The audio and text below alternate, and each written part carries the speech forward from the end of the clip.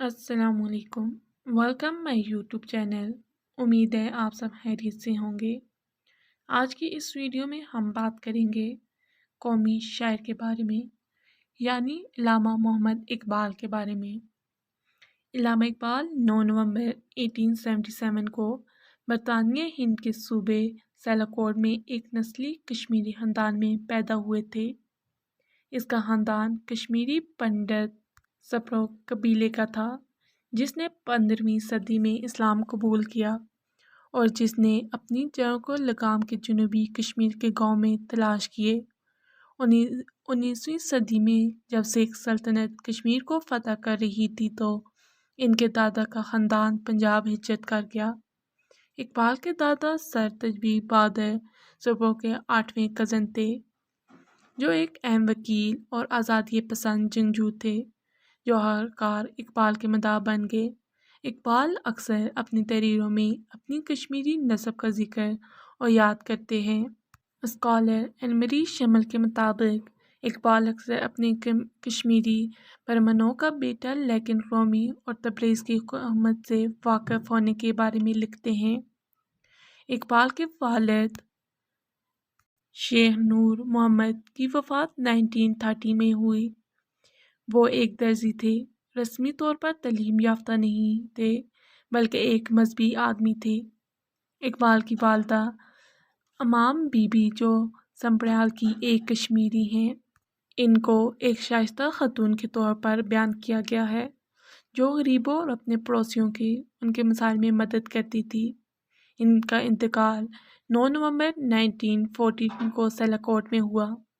इकबाल को अपनी वालदा से बहुत प्यार था और इनकी मौत पर उन्होंने अपने दर्दमंदी के जज्बात का इजहार खूबसूरती में किया। मेरे आबाई इलाके में कौन मेरी बेचैनी से मेरा इंतज़ार करेगा? अगर मेरा हाथ ना पहुंच सका तो बेचैनी कौन जाहिर करेगा? मैं इस शिकायत के साथ तेरी कब्र की ज़ियारत करूँगा। आधी रात की नमाज में अब कौन सोचेगा मेरा? सारी ज़िंदगी तेरी मोहब्बत ने अकीदत से मेरी खिदमत की। जब मैं आपकी खिदमत के लायक हुआ तो आप रुखसत होगी। इकबाल की उम्र 4 साल थी जब इन्हें कुरान पढ़ाने की तालीम हासिल करने के लिए एक मस्जिद में भेजा गया था, सियालकोट में मिशन कॉलेज, जहां उन्होंने 1893 में मैट्रिक किया। उन्होंने 1895 में फैकल्टी ऑफ आर्ट्स डिप्लोमे के साथ इंटरमीडिएट लेवल हासिल किया। इसी साल इसने गवर्नमेंट कॉलेज यूनिवर्सिटी में दाखिला लिया, जहां इसने 1897 में फ़लसफ़ा, अंग्रेज़ी अदब और अरबी में बैचलर ऑफ आर्ट्स की डिग्री हासिल की और खान बहादुरुद्दीन FSC जलालुद्दीन अरबी में अच्छी कारकर्दगी का मुजाहिरा करते हुए तगमा हासिल किया। 1899 में इन्होंने इसी कॉलेज से मास्टर ऑफ आर्ट्स की डिग्री हासिल की और पंजाब यूनिवर्सिटी में फ़लसफ़े में पहली पोजीशन हासिल की। इकबाल ने मुख्तलिफ हालात में 3 शादियाँ की। इनकी पहली शादी 1895 में हुई जब इनकी उम्र 18 साल थी। इनकी दुल्हन करीम बीबी एक गुजराती तबीब खान बहादुर अता मोहम्मद खान की बेटी थी। इनकी बहन डायरेक्टर और म्यूज़िक कंपोज ख्वाजा खुर्शीद अनवर की वालदा थी। इनके ख़ानदानों ने शादी का एहतमाम किया और जोड़े के 2 बच्चे थे, एक बेटी मराज बेगम और एक बेटा आफ्ताब इकबाल। 1979 में जो बैरिस्टर बने। एक और बेटा जो 1901 में पैदाइश के बाद मर गया था। इकबाल और करीम बीबी 1910 और 1930 के दरमियान कई अलग हो गए थे। इसके बावजूद वो अपनी मौत तक इनकी माली मदद करती रहीं। इकबाल की दूसरी शादी मुख्तार बेगम के साथ हुई थी और ये दिसंबर 1914 में गुज़िश्ता नवंबर में इकबाल की वालदा की वफ़ात के फ़ौरन बाद हुई थी। इनका एक बेटा था, लेकिन माँ और बेटा दोनों 1924 में पैदाइश के फ़ौरन बाद फौत हो गए। बाद में इकबाल ने सरदार बेगम से शादी की और वो एक बेटे जवेद इकबाल 1924 से 2015 के वालिदैन बन गए, जो सुप्रीम कोर्ट ऑफ पाकिस्तान के सीनियर जस्टिस बने, और एक बेटी मिर्ज़ा बानो थी। इनकी पैदाइश 1930 में हुई। मनीज़ा के बेटों में से एक ماہر اور سماجی شخصیت یوسف صلاح الدین ہیں۔ اقبال مغرب میں اعلیٰ تعلیم حاصل کرنے کے لیے گورنمنٹ کالج لاہور میں اپنے فلسفے کے استاد سر تھامس آرنلڈ کی تعلیمات سے متاثر تھے۔ 1905 میں اس نے اس مقصد کے لیے انگلستان کا سفر کیا، جبکہ فریڈرک نشتی اور ہنری برکسن سے پہلے ہی واقف تھے۔ اقبال رومی کو انگلستان روانگی سے تھوڑے پہلے دریافت کریں گے اور وہ اپنے دوست سوامی راما تیبریز کو منسوہی سکھائیں گے، جو بدلے میں انہیں سنسکرت سکھائیں گے۔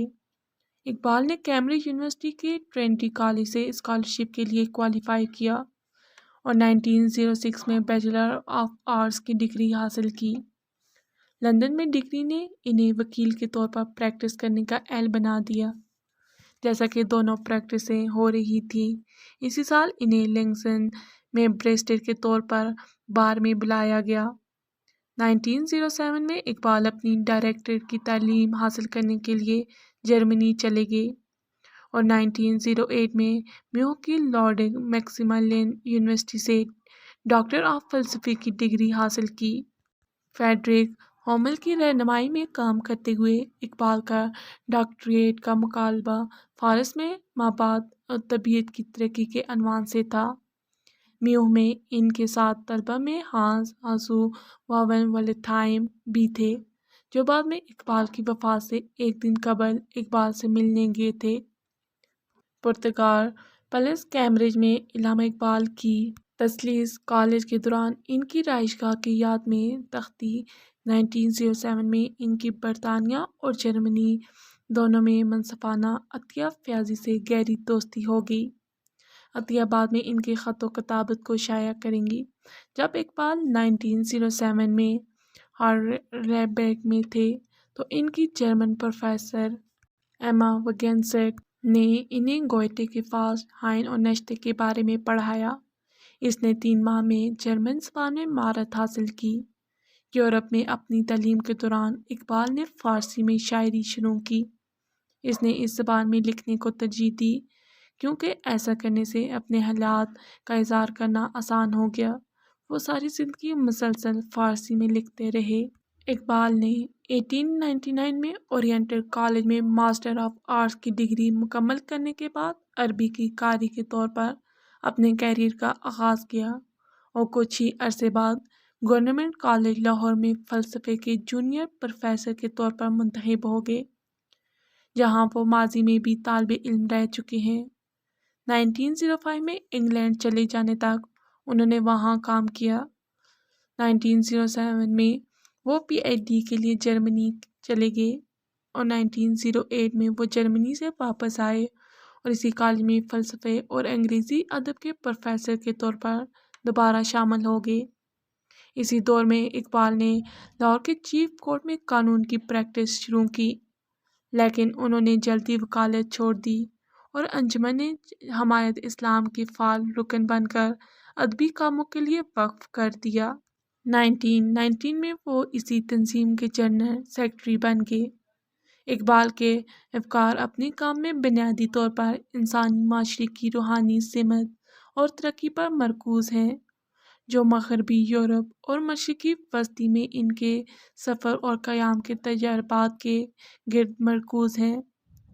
وہ مغربی فلسفوں جیسے نشتے، برگنس اور گوئٹے سے بہت متاثر تھے۔ علی گڑھ مسلم یونیورسٹی میں قیام کے دوران انہوں نے ابراہیم ہشام کے ساتھ بھی قریبی کام کیا۔ رومی کی شاعری اور فلسفے نے اقبال کو بہت متاثر کیا۔ بچپن سے ہی مذہب کے گہرائیوں سے جڑے ہوئے اقبال نے اسلام کے مطالعے، اسلامی تہذیب کی ثقافت اور تاریخ اور اس کی سیاسی مستقبل پر گہری توجہ مرکوز کرنا شروع کی اور رومی کو اپنے رہنما کے طور پر قبول کیا۔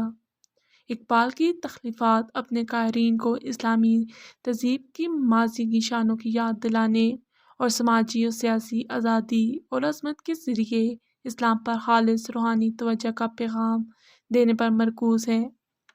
اقبال نے مسلم ممالک کے اندر اور ان کے درمیان سیاسی تقسیم کی مذمت کی اور عالمی مسلم برداری یا امت کے حوالے سے کثرت سے اشارہ کیا۔ اقبال کی شاعری کا 20ویں صدی میں कई यूरोपीय ज़बानों में तर्जुमा किया गया। इकबाल के इसरार खुदी और जवेद नामे का अंग्रेज़ी में तर्जुमा बरतरतीब R.A. निकलसन और A.J. आरबीरी ने किया। इकबाल न सिर्फ एक नामवर मुसन्निफ़ थे बल्कि एक मशहूर वकील भी थे। वो सिविल और फौजदारी दोनों मामलात में लाहौर हाई कोर्ट में पेश हुए। इसके नाम पर 100 से ज़्यादा रिपोर्ट शुदा फैसले हैं। 1933 में स्पेन और अफ़गानिस्तान के सफ़र से वापस आने के बाद इकबाल गले की पुरअसरार बीमारी में मुब्तला हो गए। उन्होंने अपने आखिरी साल चौधरी नियाज़ अली खान के पठानकोट के करीब जमालपुर स्टेट में दारुल इस्लाम ट्रस्ट इंस्टीट्यूट के क़याम में मदद करते हुए गुजारे, जहां क्लासिकी इस्लाम और असरी समाजी साइंस में तालीम को सब्सिडी देने के मंसूबे थे। उन्होंने एक आज़ाद मुस्लिम रियासत की वकालत भी की। इकबाल ने 1934 में कानून की प्रैक्टिस छोड़ दी और भोपाल के नवाब ने इन्हें पेंशन अता की। अपने आखिरी सालों में वो अक्सर रूहानी रहनुमाई के लिए लाहौर में मशहूर सूफी आला हिजवेरी की दरगाह पर जाते थे। कई महीनों तक बीमारी में मुब्तला रहने के बाद इकबाल 21 अप्रैल 1938 को लाहौर में इंतकाल कर गए। कहा जाता है कि इन्होंने बुल्ले शाह की एक काफ़ी सुनते हुए आखिरी सांसें ली। इनका मकबरा हजूर बाग में वाक़या है। बादशाही मस्जिद के दाखिली दरवाजे और किले लाहौर के दरमियान बंद बाग है और हुकूमत पाकिस्तान की तरफ से सरकारी मुआवज़ फराहम किए जाते हैं। इकबाल को सबसे पहले अपनी जवानी में कौमी अमूर में दिलचस्पी पैदा हुई। 1908 में इंग्लिस्तान से वापसी के बाद इन्हें पंजाबी अशराफिया की तरफ से काफ़ी पज़िराई मिली और इनका मियाँ मोहम्मद शफ़ी से गहरा ताल्लुक़ रहा। जब ऑल इंडिया मुस्लिम लीग को सूबाई सतह तक वसअत दी गई और शफ़ी को पंजाब मुस्लिम लीग की साख्ती तंजीम में नुमाया किरदार मिला तो इकबाल को शेख अब्दुल अजीज़ और मौलवी महबूब आलम के साथ पहले 3 जॉइंट सेक्रेटरियों में से एक बनाया गया। अपने वक्त को कानून की मशक और शायरी के दरमियान तकसीम करते हुए इकबाल मुस्लिम लीग में सरगर्म रहे। इन्होंने पहली जंग अज़ीम में हिंदुस्तानी शमूलियत की हमायत नहीं की और मुस्लिम सियासी रहनुमाओं जैसे मोहम्मद अली जोर और मोहम्मद अली जिन्ना के साथ करीबी राब्ते में रहे। वो मरकज़ी दायरे की इंडियन नेशनल कांग्रेस के नाक़द थे, जिसे वो हिंदू का खलबा समझते थे और लीग से इस वक्त मायूस हुए जब 1920 की दहाई के दौरान ये शफ़ी की क़यादत में बरतानवी नवाज़ ग्रुप और सेंट्रेट ग्रुप के दरमियान धड़ेबंदियों में शामिल हो गए। जिन्ना की क़यादत में जामिया मिल्लत इस्लामिया का चांसलर महात्मा गांधी ने जिससे इन्होंने इनकार कर दिया था। नवंबर 1926 में दोस्तों और हामियों की हौसला अफजाई से इकबाल ने मुस्लिम ज़िला लाहौर से पंजाब कानून साज असम्बली की एक नशिस्त के लिए इलेक्शन लड़ा और अपने मुखालिफ को 3177 वोटों के फ़र्क से शिकस्त दी। इन्होंने कांग्रेस के साथ इत्तेहाद में मुसलमानों के सियासी हकूक़ और असर व रसूख की ज़मानत के लिए जिन्ना की पेश करदा आइनी तजवीज़ की हमायत की और धड़ेबंदियों को ख़त्म करने और मुस्लिम लीग में इत्तेहाद के हसूल के लिए आगा खान और दीगर मुस्लिम रहनुमाओं के साथ मिलकर काम किया। लाहौर में रहते हुए वो अब्दुल सत्तार रंजूर के दोस्त थे। नज़रियाती तौर पर कांग्रेस के मुस्लिम रहनुमाओं से अलग हो गए। इकबाल 1920 की दहाई में लीग को धड़ेबंदियों से दो चार करने की वजह से मुस्लिम लीग के सियासतदानों से भी मायूस हो चुके थे। इकबाल को यकीन है कि सिर्फ जिन्ना ही एक सियासी रहनुमा थे जो इत्तेहाद को बरकरार रखने और मुस्लिम सियासी बाख्तियार बनाने के लिए लीग के मकासद को पूरा करने के काबिल थे। जिन्ना के साथ एक मजबूत ज़ाती खत किताब कायम करते हुए इकबाल जिन्ना को लंदन में अपनी खुद साख्ता जिला वतनी ख़त्म करने और हिंदुस्तान वापस आने और लीग की जिम्मेदारी संभालने पर राज़ी करने में असरअंदाज थे। इकबाल का पुख्ता यकीन था कि जिन्ना वाहिद रहनुमा थे जो हिंदुस्तान मुसलमानों को लीग की तरफ खींचने और अंग्रेज़ों اور کانگریس کے سامنے پارٹی اطاعت کو برقرار رکھنے کے قابل تھے۔ میں جانتا ہوں کہ آپ ایک مصروف آدمی ہیں، لیکن میں امید کرتا ہوں کہ آپ کو اکثر میرے لکھنے پر کوئی اعتراض نہیں ہوگا، کیونکہ آپ آج ہندوستان میں واحد مسلمان ہیں جن کی کمیونٹی کے طوفان کے درمیان محفوظ رہنمائی تلاش کرنے کا حق حاصل ہے۔ جبکہ اقبال نے 1930 میں مسلم اکثریتی صوبوں کے خیال کی حمایت کی، جناح نے دہائی تک کانگریس کے ساتھ بات چیت جاری رکھی اور صرف 1940 میں پاکستان کے مقصد کو سرکاری طور پر قبول کیا اور ہندوستان کی تقسیم کی مکمل خواہش نہیں کی۔ جناح کے ساتھ اقبال کی قریبی خط و کتابت کو بعض مؤرخین نے قیاس کیا ہے کہ جناح کے پاکستان کے نظریے کو قبول کرنے کا ذمہ دار تھا۔ اقبال نے 21 جون 1937 کو بھیجے گئے خط میں جناح کو ایک علیحدہ مسلم ریاست کے اپنے ویژن کی وضاحت کی۔ مسلم صوبوں کا ایک علیحدہ وفاق جس کی اصطلاح میں اوپر کی ہے، وہی واحد راستہ ہے جس کے ذریعے ہم ایک پرامن ہندوستان کو محفوظ کر سکتے ہیں اور مسلمانوں کو غیر مسلموں کے تسلط سے بچا سکتے ہیں۔ کیوں نہ شمال مغربی ہندوستان اور بنگال کے مسلمانوں کو حق خود رائیت کا حقدار قوم سمجھا جائے، جیسا کہ ہندوستان اور ہندوستان سے باہر دیگر اقوام ہیں۔ پنجاب مسلم لیگ کے صدر کے طور پر خدمات انجام دینے والے اقبال نے جناح کے سیاسی اقدامات پر تنقید کی، جس میں پنجابی رہنما سکندر حیات خان کے ساتھ ایک سیاسی معاہدے بھی شامل تھے، جسے اقبال نے جگیردار طبقات کے نمائندے کے طور پر دیکھا اور بنیادی سیاسی فلسفے کے طور پر اسلام سے وابستگی نہیں کی۔ اس کے باوجود اقبال نے مسلم رہنماؤں اور عوام کو جناح اور لیگ کی حمایت کرنے کی ترغیب دینے کے لیے مسلسل کام کیا۔ ہندوستان میں مسلمانوں کے سیاسی مستقبل کے بارے میں بات کرتے ہوئے اقبال نے کہا، باہر نکلنے کا ایک ہی راستہ ہے، مسلمان جناح کے ہاتھ مضبوط کریں اور وہ مسلم لیگ میں شامل ہو جائیں۔ ہندوستانی سوال جیسا کہ اب حل ہو رہا ہے، ہندوؤں اور انگریزوں کے خلاف ہمارا متحد محض ہی جواب دے سکتا ہے۔ اس کے بغیر ہمارے مطالبات تسلیم نہیں ہوں گے۔ لوگ کہتے ہیں کہ ہمارے مطالبات فرقہ واریت کا شکار ہیں، یہ سراسر پروپیگنڈا ہے۔ ان کا مطالبات کا تعلق ہماری قومی وجود کے دفاع سے ہے۔ مسلم لیگ کی قیادت میں متحد محاذ بن سکتا ہے اور مسلم لیگ جناح کی وجہ سے ہی کامیاب ہو سکتی ہے۔ اب جناح کے سوا کوئی مسلمان ان کی رہنمائی کرنے کی اہلیت نہیں رکھتا۔ اقبال اور حسین احمد مدنی کے درمیان 1930 کی دہائی کے آخر میں قوم پرستی کے سوال پر ایک مشہور مباحثہ ہوا۔ مدنی کی پوری پوزیشن ہندوستان کے مسلمانوں کے لیے بہترین اور واحد حقیقت پسندانہ مستقبل کے طور پر ثقافتی طور پر کثیر سیکولر جمہوریت کو قبول کرنے کے اسلامی جواز پر اصرار کرنے تھے، جہاں اقبال نے مذہبی طور پر متعین یکساں مسلم معاشرے پر اصرار کیا۔ مدنی اور اقبال دونوں نے اس نکتے کو سراہا اور انہوں نے کبھی بھی مطلق العنان اسلامی ریاست کے قیام کی وکالت نہیں کی۔ ان میں صرف اپنے پہلے قدم میں اختلاف تھا۔ مدنی کے مطابق پہلا قدم ہندوستان کی آزادی تھی، جس کے لیے جامع قوم پرستی ضروری تھی۔